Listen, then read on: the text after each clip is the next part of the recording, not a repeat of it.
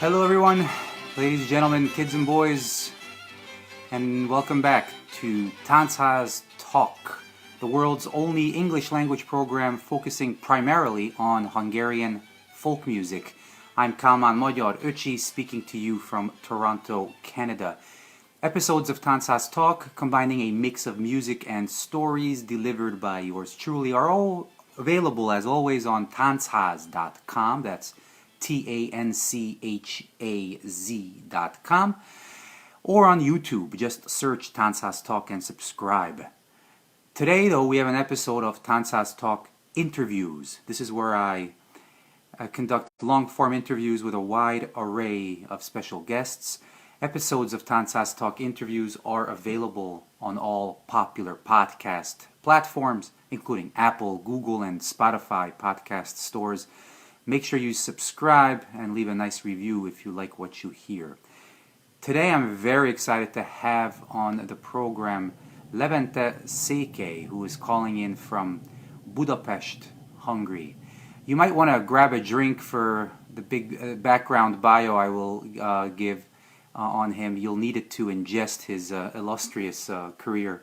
Levente was born in 1959 in Kolozsvár, in Cluj. Now we're going to talk a lot about Transylvania and Kolozsvár. Kolozsvár is the Hungarian name, Cluj is the Romanian name, and Transylvania, of course, is the western part of today's Romania. Used to be the eastern part of Hungary before World War I. A lot of many Hungarians lived there and continue to live there. Levente attended a music conservatory in Kolozsvár and studied classical violin. He received an undergraduate degree in French language and literature, a master's degree in Italian language and literature, and he has a master's degree also from the renowned Fletcher School of Law and Diplomacy in Boston, which is part of Tufts University. He's had a very successful professional career as a diplomat for the Hungarian government. Here are just some highlights. He was the first secretary at the Hungarian embassy in Bucharest. Then he was the counselor and head of political section for Hungary's mission to the United Nations in New York. Deputy permanent representative for Hungary's UN office in Geneva, Switzerland. And most recently, the representative for the Hungarian trade office in Taiwan, which gave him the rank of ambassador. Aside from his career as a diplomat, he is also an incredible violinist. He, as I mentioned, studied music. He was in Transylvania during the infancy of the Tanchaz movement there, and he played in the very famous Eletfa band, playing the first ever Tanchazes in Transylvania, and I'm very excited to talk to him about that. Levente left Romania for Hungary in the 1980s. He was immediately scooped up as a violinist in the big city in Budapest. He became the lead violinist for the Hungarian State Folk Ensemble. That's where he met his wife, by the way, Hédi Stanó. Many people know her. I predict she'll be a future guest soon enough on this show. He played with the Kalman band as well, and he received a designation of the Young Master of Folk Art. He kept his violin playing going all his life. Several years ago, he resealed his triumphant place in the Hungarian folk music scene with the recording Szerelmem Nagysajo, which is a recording dedicated solely to the music of Nagysajo, which we'll be talking about. He's got two grandkids, Veronica and Aaron, and I think our community here in North America knows the two of them quite well, and he and Hédi also have two grandchildren. So this is a gentleman who's reached the highest levels of his career as both a diplomat and a musician, a double threat, and I'm very excited to welcome from Budapest, Hungary, via Skype, Székely Levente. Levente, how are you today? Good. Great. Nice to have you. Yeah, it's nice to be had. Actually have me. It's okay, we'll have each other, no problem. Levente, I think people will be curious to find out what you're doing currently. So you were, after you came back from Taiwan, back to Budapest, I knew you were a consultant for some businesses, and since then, are you doing anything doing anything else in terms of your diplomacy career? Well, I'm basically back to the origins, to music playing. I'm not employed anywhere. I left the foreign service in 2015 after coming back to Taiwan, and I was the co-president of a Taiwanese billionaire who invests heavily in Hungary. And I'm very proud, actually, that I befriended him and made him fall in love with Hungary. So he's here. He bought real estate. He bought the Papa Ihush meat factory, which was basically bankrupt, and we together saved more than 800 jobs in the city of Papa. And now he's investing together with the MFB, the Hungarian Development Bank, the state-owned bank. It's around 200 million euros worth of venture capital to be invested in small and medium-sized enterprises. So, it was a detour, actually, because I was born a political animal. That's why diplomacy caught me. But I always was a musician. So human dimension, but I had this small 3 years detour in business, which was interesting, but not too enticing, actually. Right. So now I'm kind of retired, and I can afford actually to do whatever I like, mostly play music.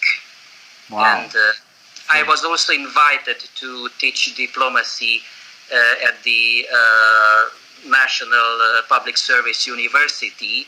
I was to start this spring, but thanks to the COVID crisis, actually probably is going to be postponed to the fall semester.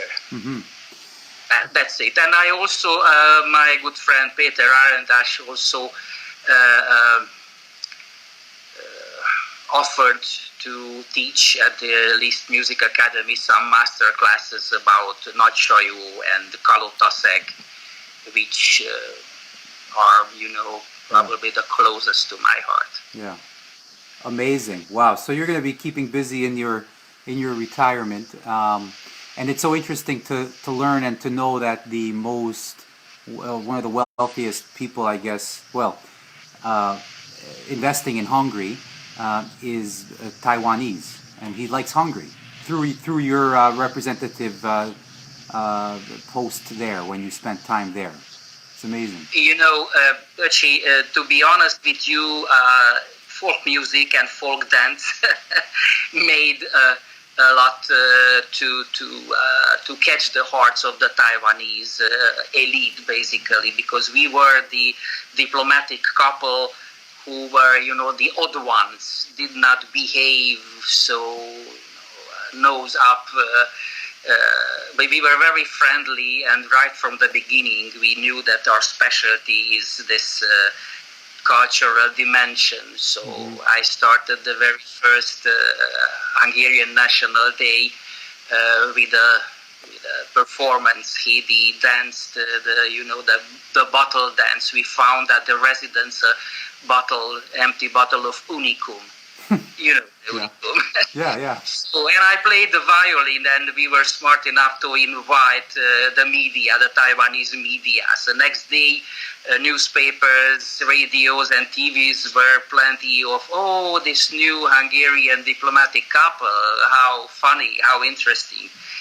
And this is the way that actually then we were able to build up a network, a quite important network, and be friend with very influential people. So I was able actually to convince Taiwanese parliament and Minister of Finance, actually even the governor of the central bank, to buy Hungarian government bonds, which at that time were actually not investment grade. So a lot of achievements I'm very proud of, but still being a primash is probably the most important part of my professional life. How clever it is to combine the two, and at a official government diplomatic function, open your violin case and start playing and have your wife dance, and that opens more doors. Are you suggesting the next trial I have, I should try that out with my violin in the courtroom? Sometimes works, and I have another interesting story, which unfortunately was not perfected, but in Geneva, I was the chargé d'affaires because at the very first week when I arrived there, the ambassador died of brain cancer. So basically, I led the UN mission for almost 3 years, and Hungary's EU presidency was just at the corner, and the new Fidesz government actually told me that they are going to appoint me ambassador there. So I started, to find some clever things. Usually, at the beginning of the EU presidency, each member state has a big performance, an opening concert. And I actually befriended another guy, the president of the Hubai Society in Hungary, who told me a very interesting story, that when the UN building, the new building, was about to be finished in Geneva, actually it was the League of Nations. Sorry, and it's the precursor, one yeah, pre-United Nations, right. And the then Secretary General asked Jenő Hubai.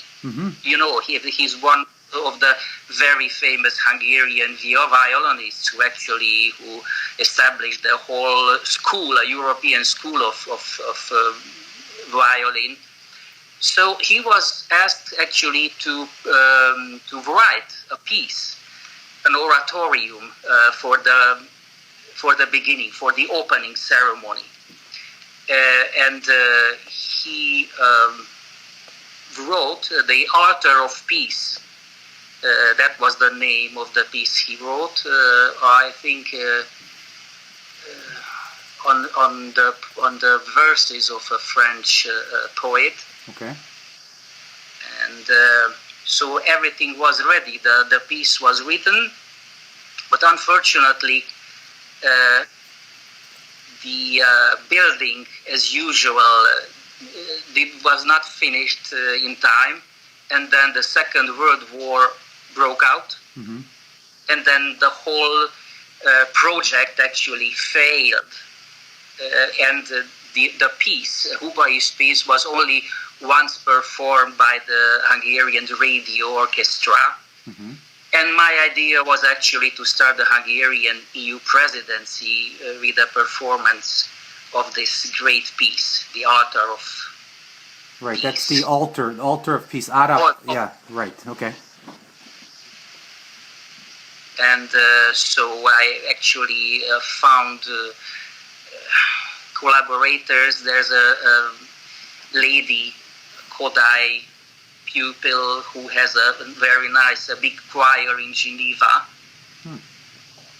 And I found musicians actually, so everything was ready. Then all of a sudden, I fell in a quarrel with the then minister, Mr. Martonyi. So, though basically, I was told to announce that I'm going to be the new ambassador just before the presidency. Everybody knew me, because I've been there as a chargé d'affaires for 3 years.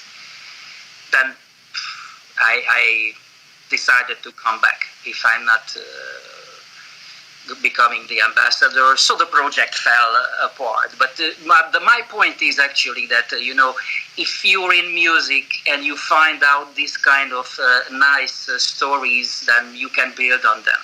Right, absolutely. Like this, the oratorium.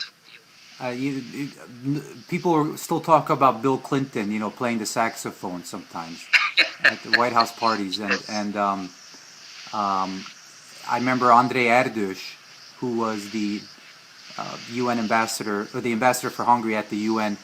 We used to play drums there. He used to play the drums. I played the piano. We would have these jam sessions at these parties, and it's nice when you see that angle of somebody. Most politicians at that level, of course, don't have that. So that's what makes you very special. By the way, we talk about the rank of ambassador, and I know. But your title in Taiwan, and we're going to be talking more about Taiwan, was representative for the Hungarian Trade Office. Why not ambassador? There's no embassy there? No, there is no embassy. There is no U.S. embassy there. There is no French or English or German embassy, because due to the one China policy of the Western world, there are representative offices which have different names. For instance, the American one is called the American Institute in Taiwan.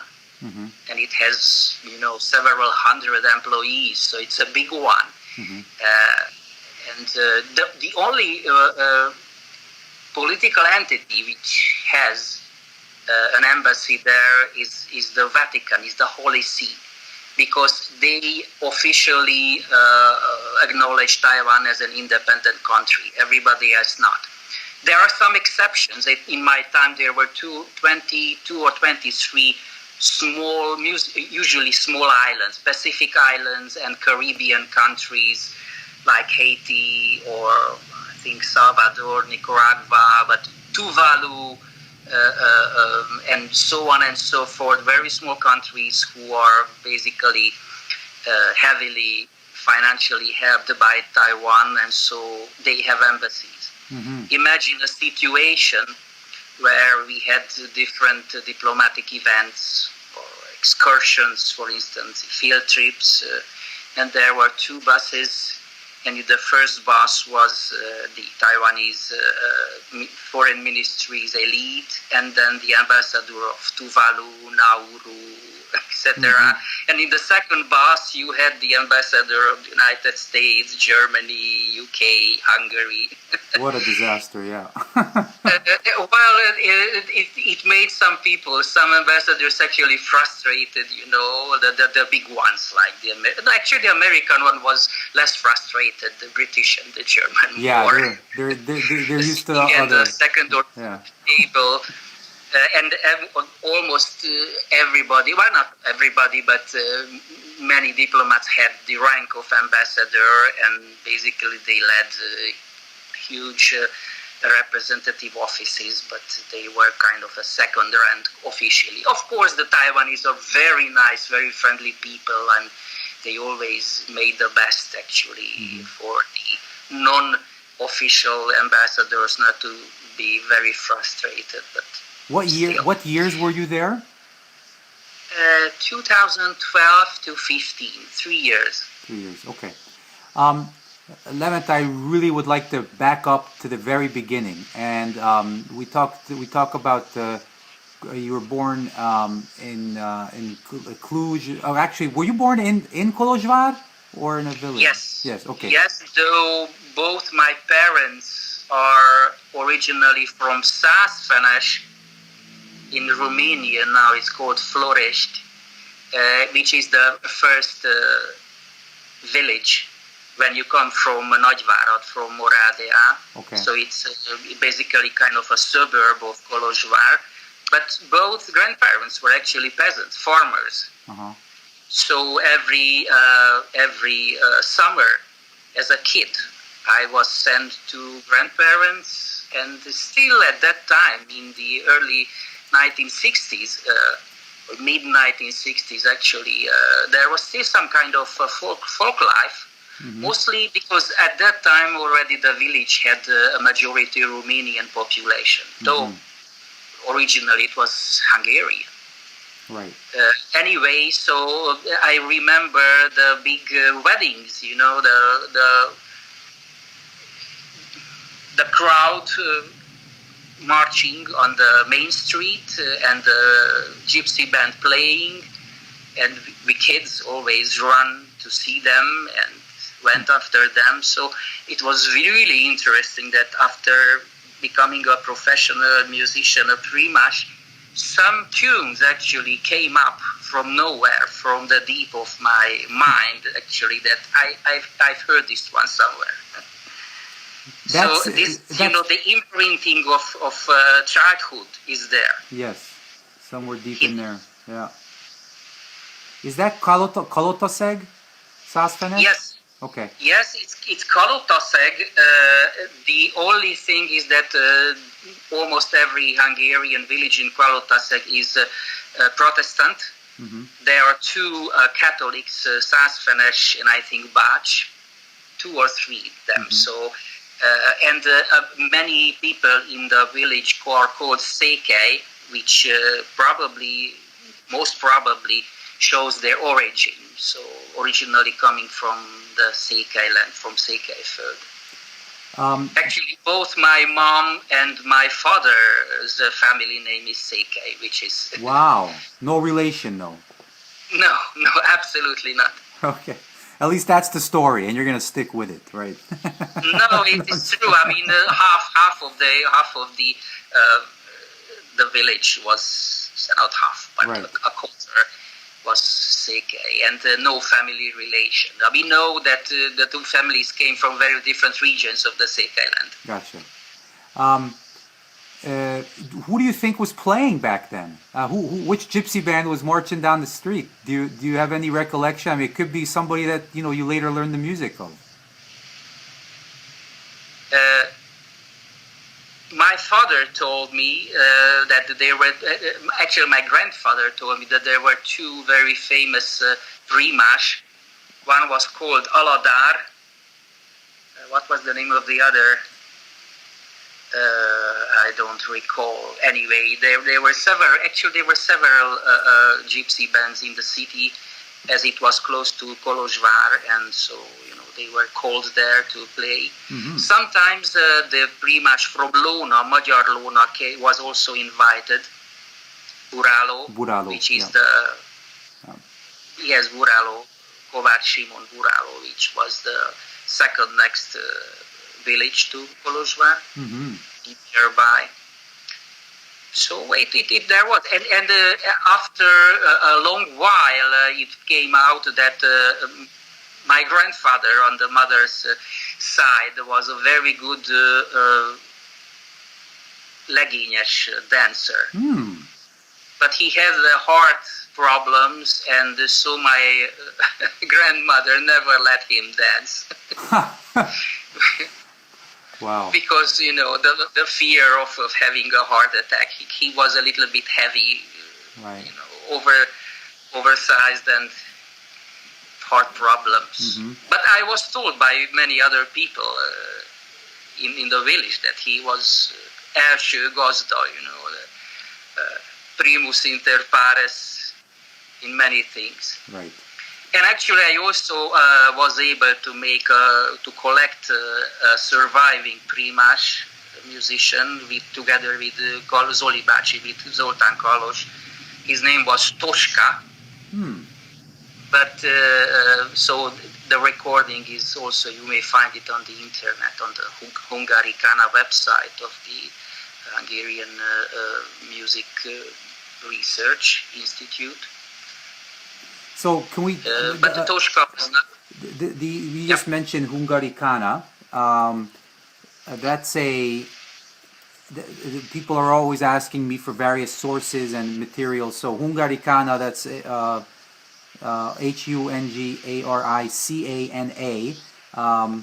Now I think this is mostly in Hungarian, but this could be a database. This is a database of various folk art collections. A huge database. I think is close to 6,000 hours long recordings. The most famous ones, basically online. Yeah. And if I'm not wrong, it has also an English research engine too. Yeah, I see that, and it's worth checking out. Check out Sound Archives. That's at the bottom of the page. That's the Institute for Musicology, and in the very bottom there's a whole collection of Hungarian folk music which you can click on, and traditional dance knowledge base as well. So it's worth checking out. Levente, when you were growing up, Ceausescu was the man in charge in Romania. I remember visiting as a young boy, and I remember we had to whisper around the house where we were staying. It was a very, very intense experience for a young boy. What was it like growing up under the thumb of such a communist dictatorship, especially as a Hungarian with the last name Székely? Indeed, well, it was terrible. It was really it was probably the last Stalinist type of communist regime. Very harsh, very oppressive, and it oppressed everybody, but minorities. First of all, the Hungarian minority was, I can say that double oppressed, because the German-speaking people, they were sold out to Western Germany for money, so they left, and the only, let's say, threatening minority for the Ceausescu regime remained the Hungarians, still close to 2 million ethnic Hungarians. And so the political goal was to forcibly assimilate this quite sizable minority. So right from the beginning, we always had to struggle when starting the Tanchaz movement there, because we were always under pressure from the secret police, the famous Securitate, threatened, blackmailed. When I started my first day at the university in Kolozsvár, the very first thing was that I was called, and they tried to force me to become spy. A spy, like the Beshugo, right? That's what you want to say? Beshugo, yes, exactly. Yeah, it's kind of like an agent or a spy. And yes. So what, they actually brought you into an office and like with the light shining in your face, this kind of thing you see in the movies, or what was the story there? How does that happen? Almost that one. It was the very first day morning after I finished my military service, and the very first day, and I was called by the secretariat of the university that there are some documents missing, some administrative issues to settle. So I went there, and one of the secretaries told me to enter a small room. In the small room there was a huge guy, in civilian though, and so he locked the door. Wow. And like in the cartoons, he symbolically put the key in his pocket, and then started the pressure that they know everything about me. Of course, after 15 minutes, I realized that they don't know everything. Yes. For the very first one was that he said I was there at the birthday party of one of the Kolozsvár Hungarian intellectuals, Intelligentsia Zsigmond Palocsai. And he said that we know that you were there, and you also played the Hungarian national anthem and the Talpra Magyar, the famous poem of Sándor Petőfi. And I wasn't there because I was still in the military at that time. So that was a kind of a relief. And so I spontaneously, folk musicians can improvise. This is also in my diplomatic life. It was very helpful. Right. So I was able to improvise. At that time, I was very much into Greek philosophy. Mm-hmm. So I tell the guy, because he said that you have to tell us everything about your colleagues and what happens in the Tanchaz and blah, blah, blah. So I told him that, I'm just reading Aristotle and Plato, and I know that when the sycophants showed up in the Greek agora, then the whole Greek democracy fell apart. Mm-hmm. Sycophants were these beshugo, these agents of the ruling elite, and agora was the marketplace where everybody gathered to talk politics. So basically, I showed the fool, the idiot who is into philosophy, and so probably he realized I'm useless. This is how I escaped, basically, this. And of course, imagine, the trick. At the very end, he told me, okay, we let you go, but tell nobody about this, what happened here, because they are going to think about you what you don't want to be thought about you. You get it? Yeah. So the first thing, actually, I went to Zolibachi, to Carlos, and immediately told him everything and spread the word, that probably many other people are going to be also under pressure to abide by this request. So this was the way to try to oppose this kind of pressure. No, the point is, improvisation. Right. It always helps. Levente, you said no, obviously, but there certainly were others that might not have had the skill of improvisation, or they may have caved to the pressure and said, okay, if I see something fishy going on, or I'll report to you about the Tanchazes. What was there any way to know who the spies are in the room when you guys are hanging out with Hungarians, or was the assumption that everybody's saying no to this kind of thing? Well, we were absolutely sure that there are several spies in the movement within this little bit more than 150 people. And we had some gut feelings who might be, if somebody is asking too much, then you probably have a feeling about that. But the trick was that the word was spread all over Romania that among every 3 people, at least one is a spy. Which, of course, it wasn't true. It wouldn't be possible. Right. But people were under the pressure, the fear of this, that, if more than 3 people gather together, then probably somebody is going to whistle. Right. So that's so interesting. So you're about 18, 19, 20 years old at this time. You had already been studying. No? Sorry. I was 16 when we started this violin, this folk music thing, and basically that stopped my classical music career. Mm-hmm. My mom was very sad, and my professors were very angry, actually, but I just fell in love with this. And I realized that this is something so important which is fading away, just in front of our eyes. It was the 70s and the early 80s were the last time when the big masters, the big good musicians in Transylvania were still living and in full power. Mm-hmm.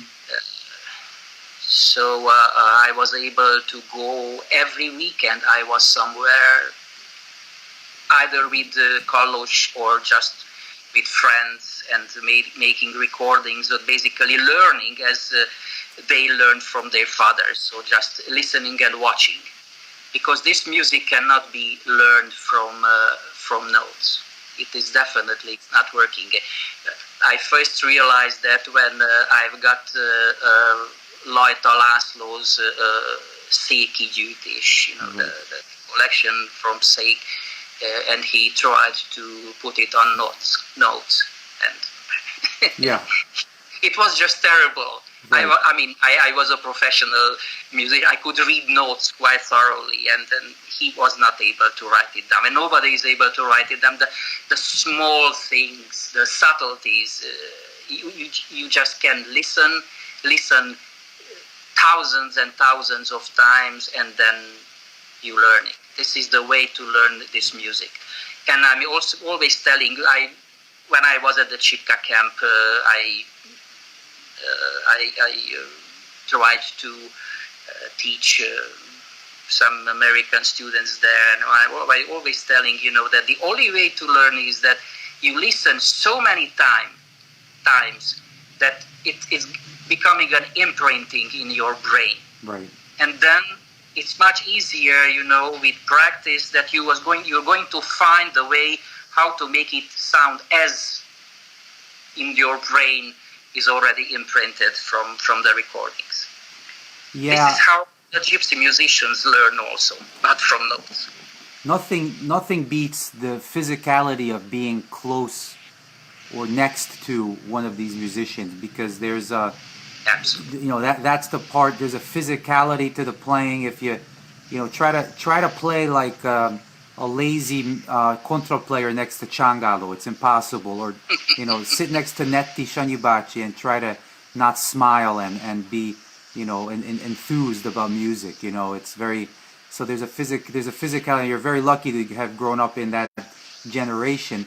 Now you guys formed as teenagers, I think. You were part of the Bodzafa band, and just so people know, Bodzafa was the first Transylvanian Tanchaz band, and I'm going to let Levente correct me if that's wrong, but other former members of Bodzafa include Gaja, Kelemen Laci, Kunce Arpi, and Panek Kati, the singer. So these are just among many other people, because it was really more of a institution than a particular band with the 4 or 5 musicians. There's people coming and playing all the time. Levente was part of that. Tell me about Bodzafa, and what I'm really interested in is tell me about how the first Tanchazes went in Transylvania. Well, everything is connected to our class in the music school, actually. Everything started from there.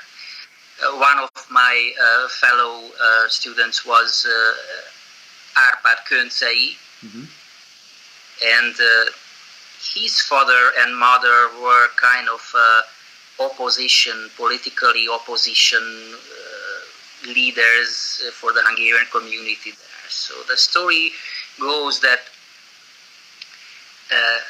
Árpi's mother had a class of her own in the sole remaining Hungarian language school in Kolozsvár. At that time, they were disappearing under political pressure. So she decided to have with her class at the closing of the school year a dance, Székely dance, and obviously they wanted. And Árpi's father was an employee for a short while of the Folklore Institute in Kolozsvár, which was closed not after a short existence. I mean the Hungarian part of it. The Romanian part, of course, worked longer. Now, anyway, so Árpi's father said, we need live music. And the obvious thing is that their son has classmates who play violin and viola and bass, and so they should do it. Mm-hmm. And of course, we signed up. Fun, interesting, young and pretty girls there. And so we were given notes, written notes about what we have to play. So we played it. And then Árpi's father said, well, guys, this was awful. This is shit. And we were so revolted, how could he say that? We are professional. We were good musicians. And so, okay, guys, listen, come to my place and then listen to the original. Wow. And that was the wow moment, in my life. We went there and we listened to original recordings. At that time, he was still an employee of the Folklore Institute there. So he had, I remember, from Maros Gombás and from Gyimes and from Mezőség, Kalotaszeg. It was really overwhelming. And that was a turning point in my life because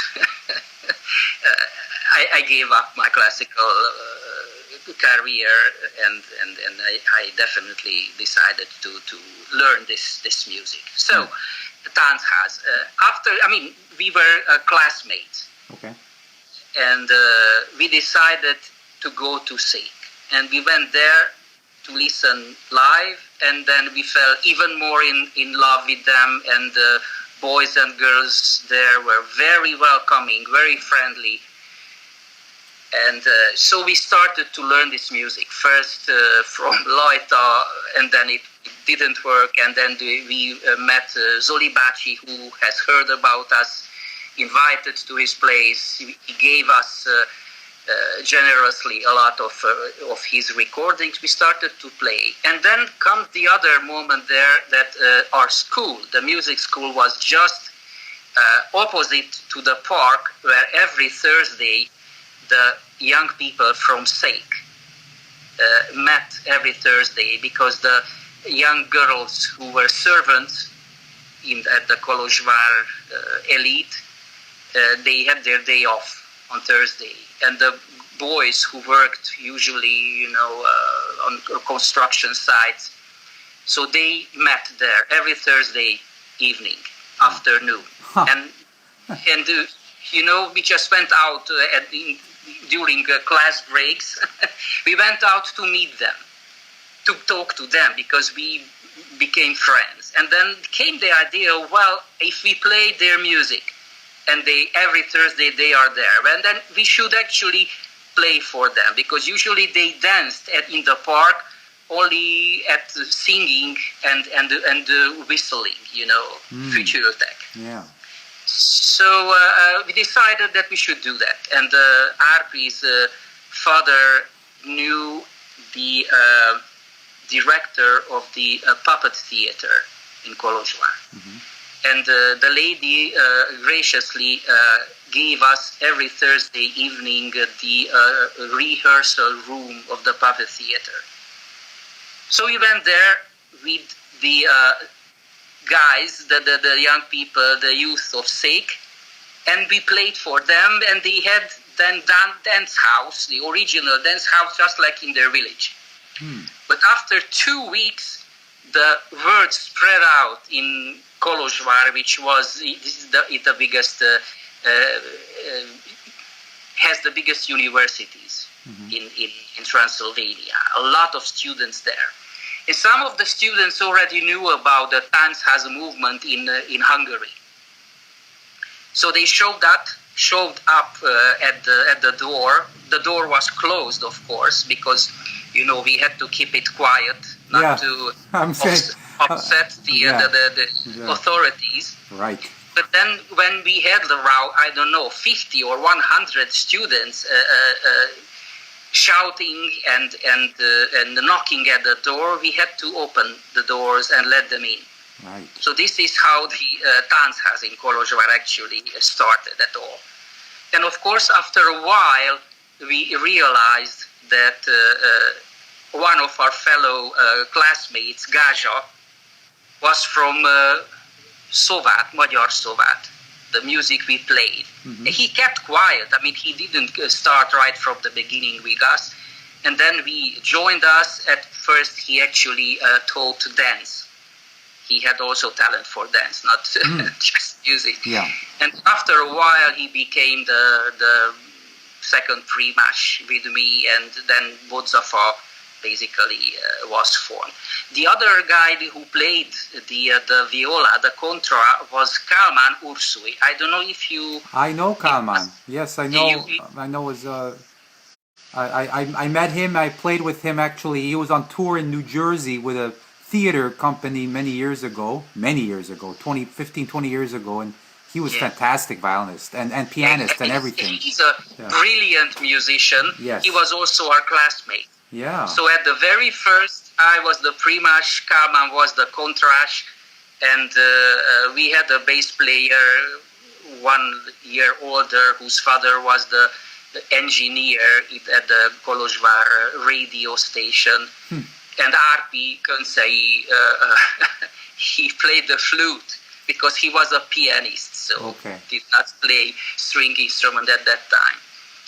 So this is how it started, and then after a while there were so many young people ready to come to the Tanchaz that we had two, one on Thursday and one on Friday.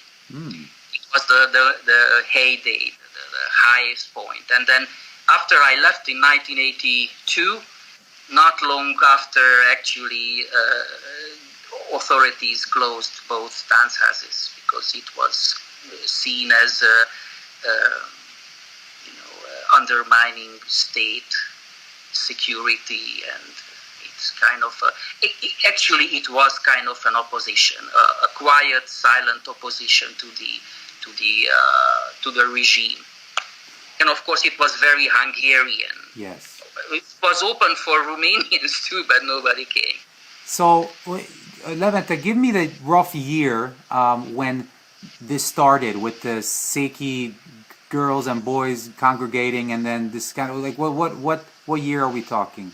Early 77. Okay, 77, and I think it was February, if I'm not wrong. And where and the university, were you guys where you were, or was that still the conservatory when you were attending? It's a 12 years long music education. It's called Lyceum. Okay, right. Which in terms of Hungary now would be actually a konzi, kind of. So my diploma was okay to teach students. The music in Romania, the music academy is called conservatory. Right. But I did not apply. Did not went to the music conservatory. I went to the faculty of philology, language and literature, just to be able to proceed with the folk music. So after you left in 1982, which we'll touch on in a few minutes, there for a while there was no Tanchaz going on in Kolozsvár through the rest of the 80s? Yes. Yes. Wow. Indeed. I mean, I think nobody in the Western world can really imagine, at least the young generation, how harsh of a regime was that. And imagine from the late 70s, there was such a shortage of food that, you had tickets for food, for sugar, for oil. Even bread was scarce, You went into a store and you had only fish, canned fish, and that's it. Yeah. The only food you could find. Yeah, I remember that eating once in Romania, and this was in the 90s already, but there was no menu because they were like, we'll tell you what we have, It wasn't worth them explaining what they're out of stock on. Exactly. Levente, how did you guys know what to play and what the people knew how to dance? I mean, it's ironic. You're in the middle of Transylvania, or whatever, in the western part of Transylvania in Kolozsvár, but you're in the city. You're all these urban fellows, educated musicians and university students. What were people dancing? Was there a dance teacher? And how did the Tanchaz generally flow in those early days? The very first dance we started with, it was from Székely, of course, because we went there for the very first time, and we befriended those guys, and dance teachers were also from our class. The guy was Nagysajo, and another classmate, Ibolya, was the girl teaching. So they were basically one chapter before the pupils. You understand? Right. They were learning from the youngsters in Székely, and then they trained the trainers. Right. It was very rudimentary at the beginning, compared to today's. But every beginning is very difficult. And after Szék, we went to Mezőség. Zoli bácsi told us, first meeting with the Palatka band, it was really shocking. I mean, that kind of high level, the musical sophistication, as at that time Marci and Béla played together, it was phenomenal. Oh, yeah. Also, so we started to learn Mezőségi and then Szovati, because Gaja, was from Szovat. We could go there. He had a lot of relatives there. So, and then after a while, actually, it was very interesting. We became kind of a competition for the Palatka band. Unintentionally, of course. Because at that time, we were not paid to play. Actually, we paid. We spent our money to be able to play. Right. And Zoli bácsi Carlos had a lot of friends in Visa, one of the villages in Mezőség. So he came with the idea that he actually started to try to make young generation in Visa to learn back their dances, or to turn back to their original culture.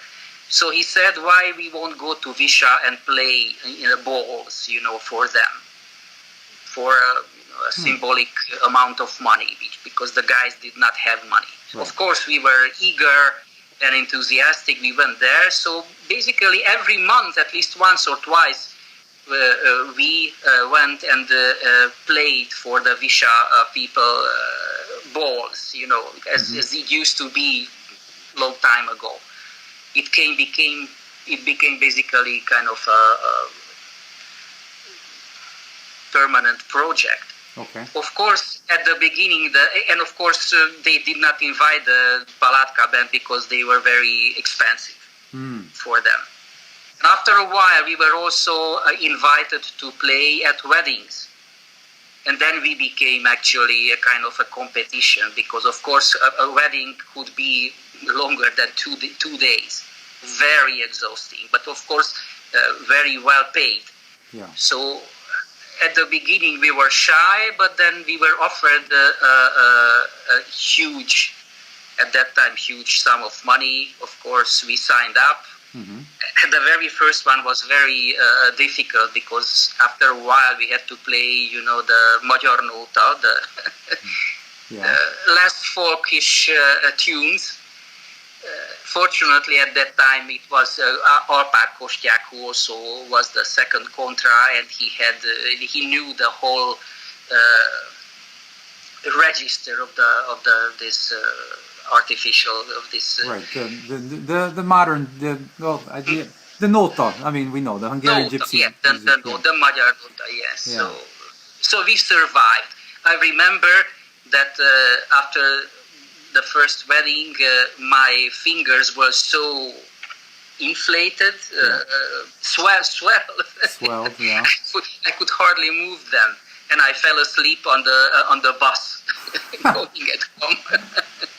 That's so. But after a while, so we were called also the Carlos Orchestra, because Zoli bácsi was our mentor, and he sent us and he helped us, and we always went with him to help him organize his recordings. So it was really, really fun. When we speak with Hungarians and we people from Hungary, the name, of course, Martin György always comes up. But when about those early days. But when we speak about, I would speak with a Transylvanian musician or dancer, Kalman Zoli bácsi is always a humongous part of the discussion. He passed away 2 years ago at the age of 91. But he was from Válaszút, Mezőség, and he was a really, really important character and personality in the Tanchaz movement of Transylvania. And I know he also was brutally punished by the Romanian dictatorship and Romanian government, spending time in jail and the like. Can you tell us a little more about him, what it was like to hang out with him and to be mentored by him? well, he was a beacon for us, actually. I mean, he's the outstanding person, a charismatic person with a huge network all over Transylvania, and he had a fantastic brain. I remember that he could still remember the story behind each piece of pottery or textile or everything. And in every village we went, he always had some relatives or acquaintances, or he was really impressive. And of course, at that time, you know, as youngsters and teenagers, we could probably less appreciate how big of a personality he had. We just loved him because, you know, he was nice. Sometimes if we were hungry, his mother, Vilma Neni, always had a soup for us. He always had some palinka for us. Mm-hmm. I have to tell you that when I left Hungary, I left Romania, I left Transylvania, he was mad at me for a while. Mm. He was, you know, very Transylvanian, and he considered me kind of a traitor because I left Transylvania, I left Kolozsvár. And Gaja was already in Sepsi because he did not go to university. He had a longer military service, so he was actually employed I think in Szentgyörgy. So basically I left, and for a while there was no primash, no, at least not professional, not experienced primash for the Tanchaz in Kolozsvár. So he was mad also at my wife, at Heidi, because basically he hijacked me. Yeah, she hijacked you. Through my heart. Yeah. But actually, I just talking about Visha. We had a very nice story because I met Heidi at one of the balls in Visha. She came with her ballet. You know, she was the first. Cycle, the first class in the Hungarian Ballet Institute, which were taught folk dance, together with Ildikó Németh, with Zsuravsky, with Batyú, you know, the very famous first class. Right. So she came to Transylvania with Sándor Tímár, their folk dance master, and she came to make video recordings of the dance there. Zoli bácsi sent them to Visha. And it was a very strange moment because there was so much dust in the old cultural house that I could not breathe, actually. So I stopped the music and I told the dancers that I won't play until they don't bring like 2 buckets of water and spread it because it's just unbearable. Huh. And right at that time, Heidi showed up with Sándor Tímár and Tímár's future wife, Böske, whom you know also. Yeah. Yes. So Heidi always says that it was hate at first sight. Yeah. Here's the city. She hated me so much. Yeah, the city boy complaining about the dust. You know, ventilation is off. Exactly. Just like when she wanted to make the recording, and so it started a very strange way, of course. But then after I played, I was able to get to her heart through my violin. Ah, that's obviously. So nice. She was already. We always. Go ahead. We always tell this story, you know, because it's so romantic. In Taiwan, everybody was, such a romantic story. Everybody was asking, did you people met? Right. And so we always thought, it was. I was playing violin, she was dancing, and we forgot to tell about this love, hate at first sight. Hate at first sight. Yeah. In 1982 is what the year you moved to Hungary. To Hungary. What was the reason for the move? And what did you do in Hungary when you moved? Well, the reason was obvious, that I wanted to marry my future wife, and there was no no dilemma, where should we live, because we were both Hungarians. He did not speak Romanian. Romania was, an impoverished country where everything was a huge problem, starting from housing to food. So it was obvious that I would move to Hungary. And it took me, it's a long story, but imagine that I needed the special personal signature of the dictator of Ceausescu to be able to marry a foreign citizen. So I waited like half a year until I finally got the signature. And I was told by the police that I was a persona non grata. They did not like me because of the Tanchaz, so that's why it took only half a year to get only the signature. So I was able to marry her, and then it took another 1 year until I got my passport, and I was stripped of my citizenship. So I had a so-called Nansen passport, which was for people without citizenship. This is how I moved to Hungary, and I was able to restart my university studies at the Öcsi University, though I've lost 2 years. I had to re-attend those years because the university was not allowed to give me any proof of the 2.5 years what I studied there.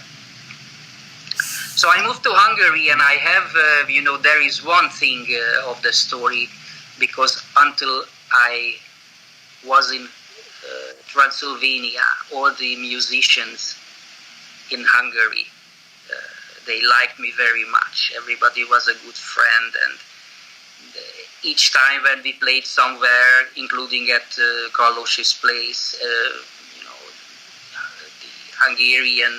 the Budapest musicians made recordings, and then they learned the tunes I already knew. They learned it with my own mistakes, actually. I could immediately hear that. Right. It was perfect. Just a short bracket here. I had a very, very rudimentary cassette player, which was so low quality that I could hear only. I had to put my ear, on the cassette player and try to decipher the notes, the songs from it. So it was not as today when you have a terabyte of original music digitalized and yes. several variations. It wasn't that easy at time to learn this.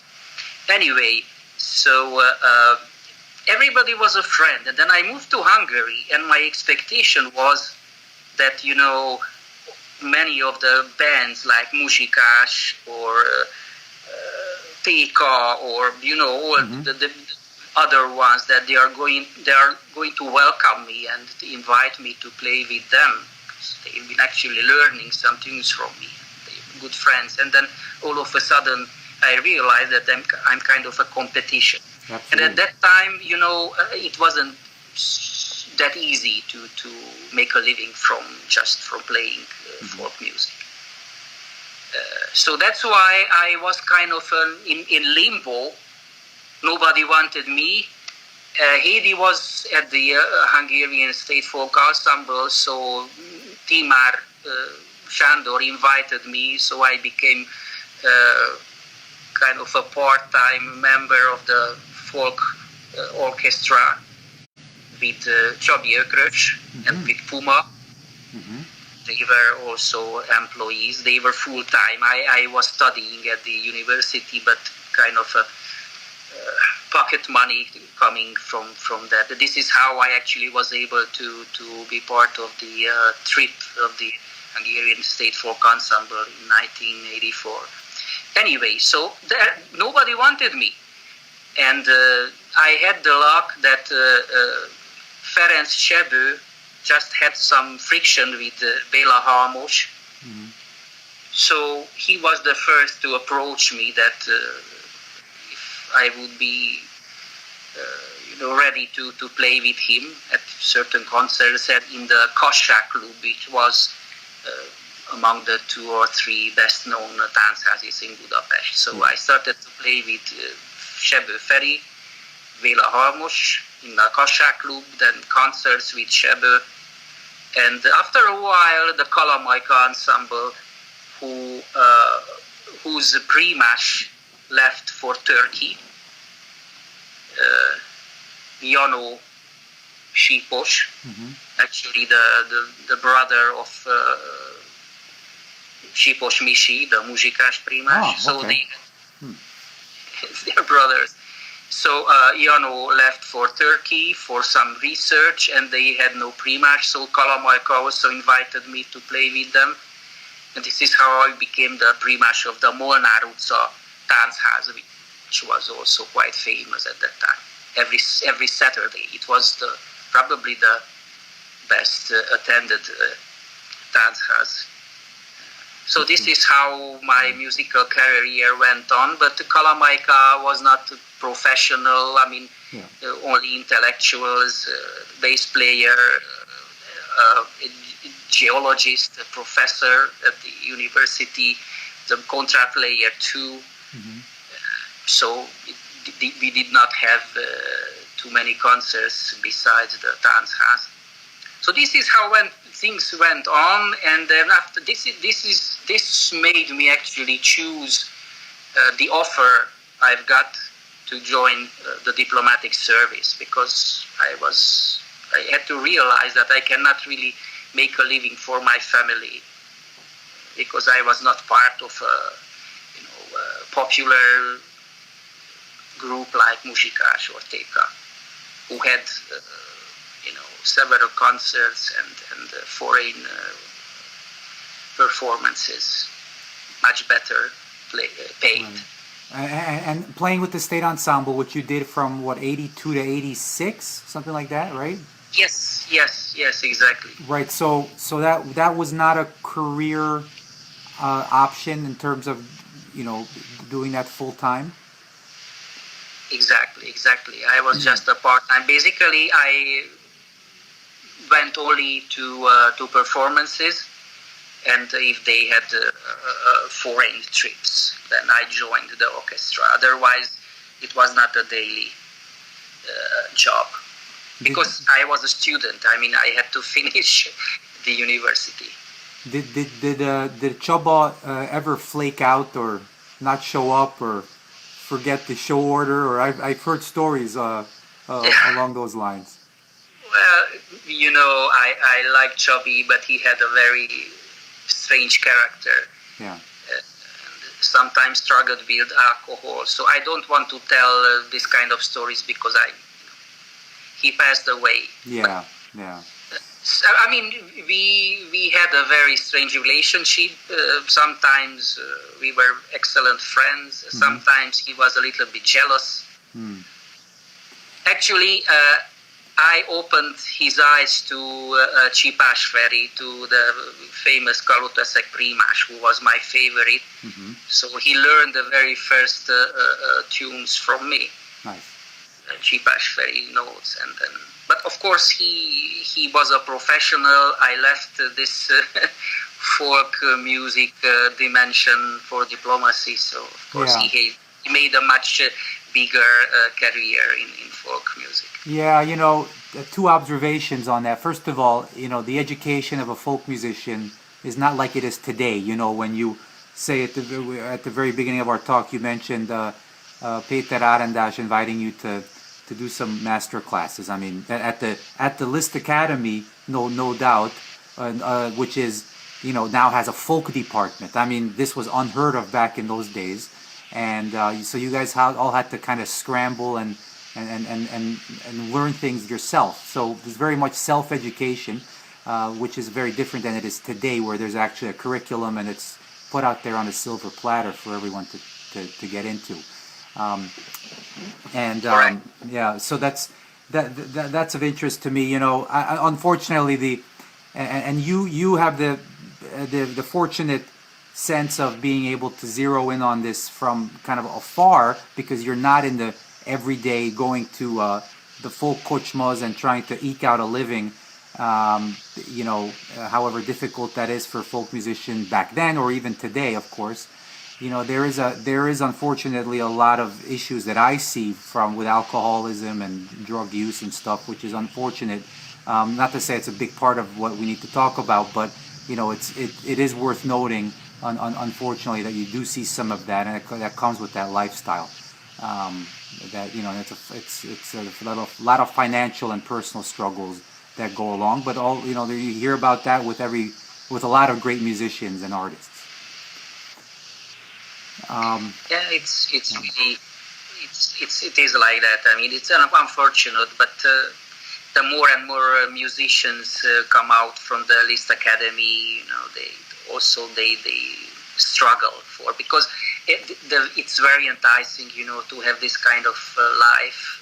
You like music, you like to play folk music, and you would like to make a living from it, and it's not that easy. No. For some of them. Demand is still limited. Yeah. Unfortunately, basically, because I mean, now we have a government which is a little bit more supportive of this, but it's still a struggle. It's still not easy. Yeah. Levente, let me talk a bit about your diplomatic career. You speak 5 languages. Yep.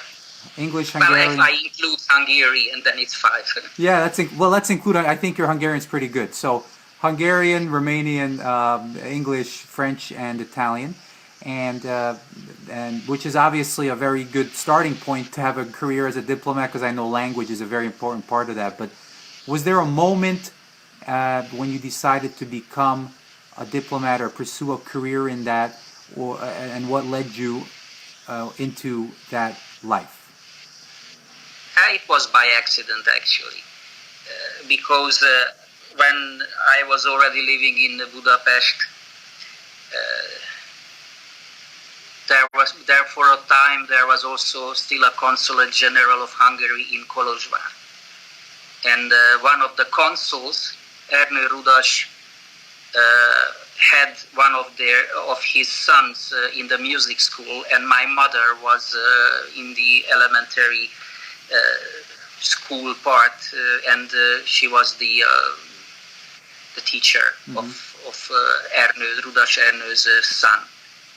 So Ernő, with his diplomatic passport, was the one who always brought packets of food from me to my mother, in order for her to survive, and always brought letters from my mother. So time to time, 2-3 months, he always stopped by our place, and he realized that I was born a political animal, you know, always very much interested in politics. So we had very long talks, and he knew that I speak good Romanian, some English, French, Italian. So immediately after the regime change in 1990, he was appointed Hungary's ambassador in Bucharest. And his request was that he would like to choose at least half of his staff, you know, because of course he inherited a lot of the old communist diplomatic corps people, right. But he wanted some new people. And it was very interesting. I came home late evening from the Cossack Tanchaz, and there was a big black Mercedes in front of the house. And I had this very strange feeling, Wow. though it was already a democratic government, so Yeah. after regime change. And Ernő was there, and he told me, well, I'm the new ambassador, and you got my offer to become a diplomat, and you have 24 hours to decide. And it came, like lightning from the clear sky. Yeah. So. Were you in university or graduate school then? No. I already finished. Actually, I was working for Interconcert. It was the concert organizing authority. They had to approve everybody's foreign trips, so on and so forth. So I was employed, and then after the Sejem Gombolytó, you might know it was also kind of a folklore base, kind of an ancestor of the hagyományokat, of the heritage house. Okay. Anyway, so he came and he made me this offer, and as I was very keenly aware of the fact that I don't have a stable existential financial basis, it was very enticing. So I accepted. Of course, I still had to apply to the foreign ministry. I had to pass several exams. Then I had a 3 months long preparation course and kind of a boot camp, and then after half a year I was sent to the embassy in Bucharest. And it's also very interesting, I was the chief interpreter until 1998. I was the chief interpreter for the prime minister, for the president, for different ministers, including Géza Jeszenszky, Viktor Orbán, Gyula Horn, etc., etc. So that's another interesting story. The things I've heard and witnessed in the Hungarian-Romanian diplomatic relationship. But this is how I became a diplomat. Gotcha. It was interesting. So it's back to Bucharest. I mean, back to Romania for you and your family at that point. Yeah. Well, imagine the situation, because my position was new, so I did not inherit an apartment. So they put me actually in what's called this kind of socialist housing project. The apartment was quite big, like 150, 60 square meters, but it had the same kind of heating, actually no heating, as all the other Romanians in 1991. So imagine a situation when during winter time we had usually 13, 14 degrees Celsius in the room with 2 small children, and we had hot water twice per week for 1 hour. Twice per week for 1 hour. That's with the new. That's a new regime. I mean, that's with a new regime. Ceausescu's gone, and it's still like that. But they have inherited that poverty, that miserable situation from the Ceausescu regime. So even now, Romania is struggling. Of course, it's after 30 years, it's much better. But at that time, there were only 1 or 2 French-owned food stores where we could buy something, but it had exorbitant prices. So few people could afford. And before the regime change, there was a special shop for diplomats where they could, buy food for themselves and basic products. But after the regime change, corruption came immediately. So even the diplomatic store was emptied by all the Bucharest Romanian city dwellers who, bribed people at that shop. So when we were, there was kind of a phone chain immediately that wives called each other, well, there is meat at the cooperativa. And so if you were able to make it in 15, 20 minutes there, then you could buy meat. Oh, God. Or it was already emptied. Crazy. Crazy times, really, really. Levente, what are the key attributes of being an effective diplomat? Well, first of all, you need empathy.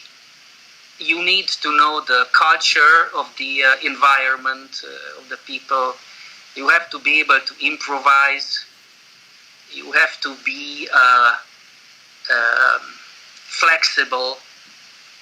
Empathy is very important, because in order to be able to make deals or to get information from your counterpart, you have to be empathetic, to be able to put yourself in her shoes, to understand them, and of course be tricky, because diplomacy is just like gathering information, but in a legal way. Secret Service gathers the information in an illegal way, but otherwise there is no much difference. And of course, I made a very fast career in Bucharest. I started as a third secretary, and I made first secretary in just 2 years, which was unheard of, because I was able to send diplomatic cables with important information.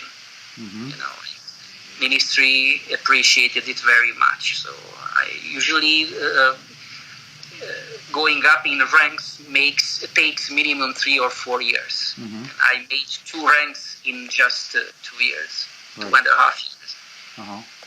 I mean these are other stories, but I was able to get some very important information, so important that even the government had a special meeting to discuss it. Wow.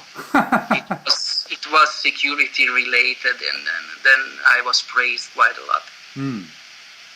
That boosted my career very much. So this is what you need. Improvisation also, I told you, and this comes from folk music.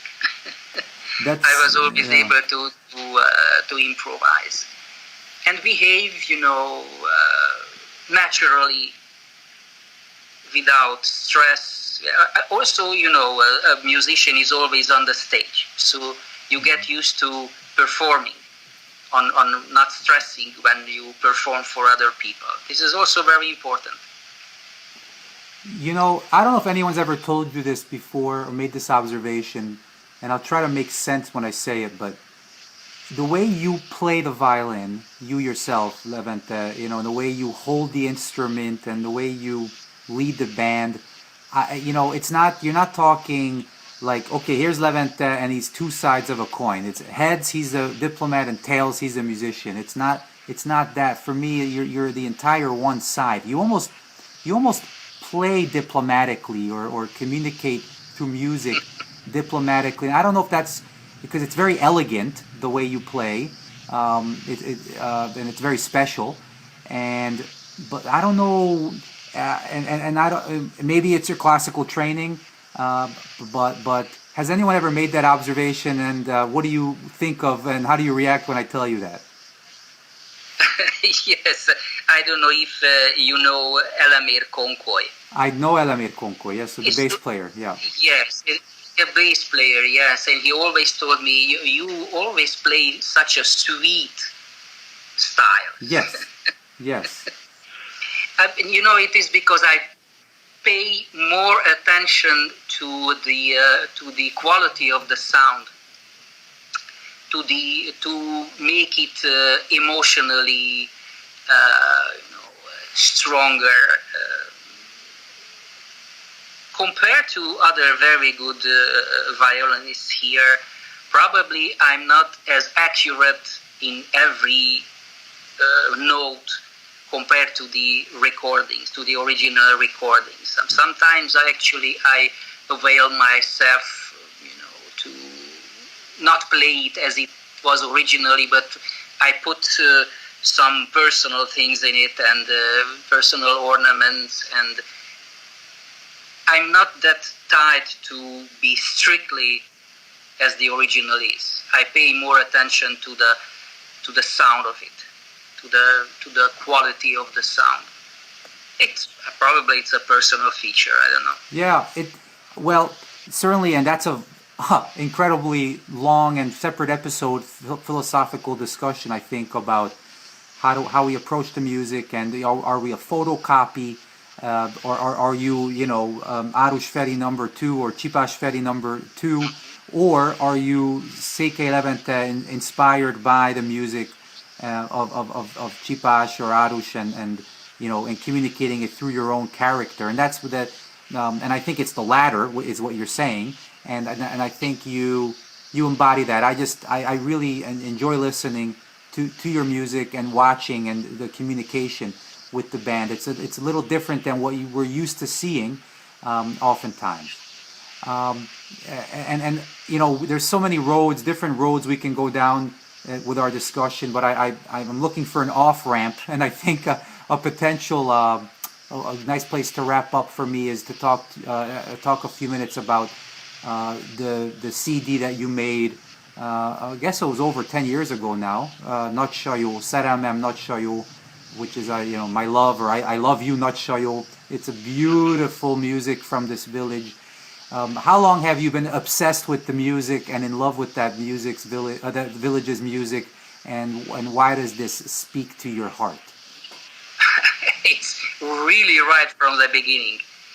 It was in the very first year we started to play this music, and I got a cassette from Carlos, from Zoli bácsi, which had 2 or 3 small pieces from his big recording, which was made actually in Gyimes, strangely. Mm-hmm. And I just fell in love with it, and I could not get more. I mean, the entirety of the recordings, because were already sent to Budapest. And Zoli bácsi did not have copies of it. So it was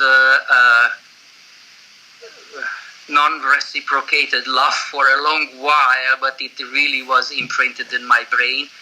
And then after I moved to Hungary, I got the whole collection of the Nagysajo Orchestra. And I can tell you that, in my view, it is the highest point musically of folk music playing. As an orchestra, as chamber music. Right. Because both violinists are extremely good, extremely improvisative, and they play two carefully balanced parts. Mm-hmm. So it has a sophistication. Plus the contras, they have a special contra with 4 strings and flat bridge. Yes. Which makes the sound even nicer, and even the 2 contras sometimes they add to each other because they don't play the same chord, and it has a huge dynamism. So it's really, I think, is the climax of in folk music of this kind of playing together as a chamber music. So it caught my attention from a musical point of view. Were you able to go there and see that band? No. No. The orchestra fall apart. So only one of the primas was later found by István Pávai in the mid-90s. And then one of the contras was also found somewhere, but the band fell apart. Not long after Zoli bácsi made the recording in Gyimes. They were working. The musicians, they were working on some road works in the mountains of Gyimes, quite far away from their village. but they brought their instruments with them, and Wow. Zoli Bácsi was a teacher there, elementary school teacher, and he just heard, the sound, and asked them, and then made a recording. And this is huge thing that he was by accident. He found them and made the recordings. But this is unique. What are the What are the names of the violinists? Do you know? Yes. I have a lapsus now. That's okay. I because there was a Kozak. No. It's they have a very. Oh my God, my mind is in somewhere else. So No, that's okay. I'm sorry for putting you on the spot. I've seen I think the band from Nagysajo, and this includes. Yeah, Kocimoni is the lead primas. Okay. Gaspar Béla is the second one. Right. And Gaspar Béla actually was found in the 1990s. Then Koci Rudolf, contra player, and I don't know who's the fourth one. So the Koci family. Gaspar Béla was found, and in fact, I've seen recordings. I think they brought him into Budapest with his band, and he had a cimbalom player with him then, right? Yes, but it was not the original Nagysajo orchestra. Right. So for you, Kocimoni was the older, the lead primas, and he was the heart of it. Got it. The music is beautiful. I don't know what makes it so good. Might be the musicians, but it's sophistication. Yeah. I can tell you. The big bands, the great ones like the Boncida or the Palatka, everything is tied closely to financial background.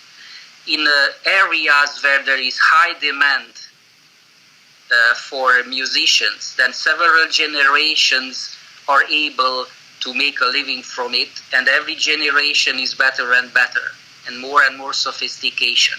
For instance, in Boncida, the aristocracy, the Banfi aristocrat family, always employed them, bought them a cimbalom. In Mezőség, you don't find a cimbalom only in Banfi, in Boncida, because there was money for it. And right.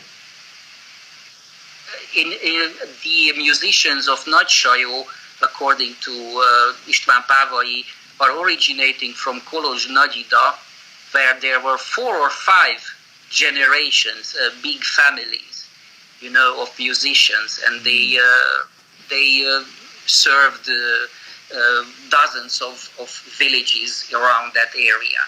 But the point is, if you have 2, 3, 4 generations of musicians who learn from grandfather to father to son, then and if there are many of them, then you have, the talent always comes up.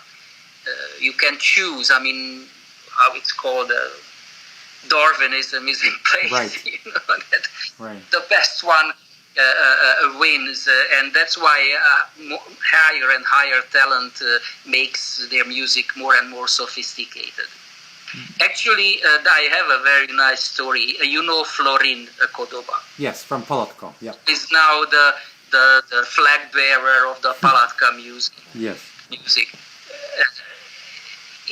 Probably in the late 70s, I was helping Zoli Bácsi to make a recording, and he sent me to Palatka to organize for the next weekend the recording.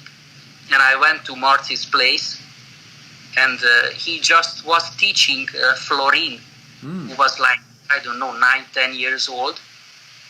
And the teaching experience was, I saw Florin crying in pain, because at every wrong note he got a huge blow with the bow on his head. Wow.